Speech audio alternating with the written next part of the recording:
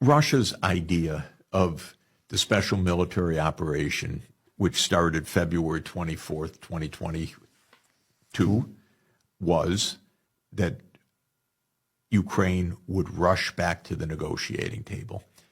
They were trying to scare the wits out of Ukraine. And they succeeded, because within about a week of the operation, Zelensky started to say publicly, we could be neutral. We could be neutral. And in early March 2022, the Ukrainians actually approached the Russians and said, we could negotiate.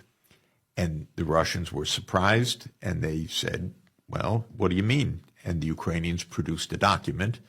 The document, I know, went to the Russian leadership, and the Russian leadership said, okay, that's a basis for negotiating. And that began what is now called the Istanbul process. Yes. The Turks said, we will mediate. There were some other informal mediators, like the then Israeli Prime Minister Naftali Bennett. But the negotiations took place from early March through mid-April. On March 28th, Russia and Ukraine issued a joint communique saying, we're getting to a solution. The basis of the solution at the time was essentially Ukraine declaring permanent neutrality and a security agreement that was undefined how it would work exactly. Okay. No guarantees by any third countries or anything? There were many ideas, and the Ukrainians had some, and the Russians had others. But the main one that Russia said is, we want a role in the security guarantees, and Ukraine said no. And my view is rather straightforward, which is that it should be in the UN Security Council, which gives Russia a role, the United States a role, France and Britain, China, and so on. And everybody. But international law, as we discussed. They worked on all of the different aspects of the negotiation up through April 15, and they tabled a draft document. And that document can be found online. For example, the New York Times posted it at one point, and it shows in red what the Russians still object to, and in another what the Ukrainians object to. But basically, it's a nearly completed document.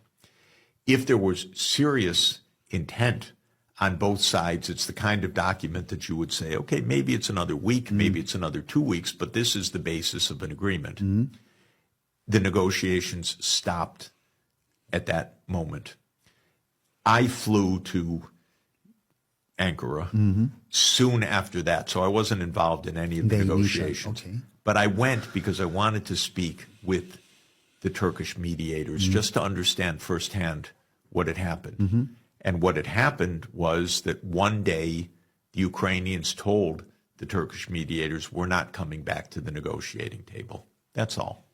They walked away. So they backed off? They walked away. Yes.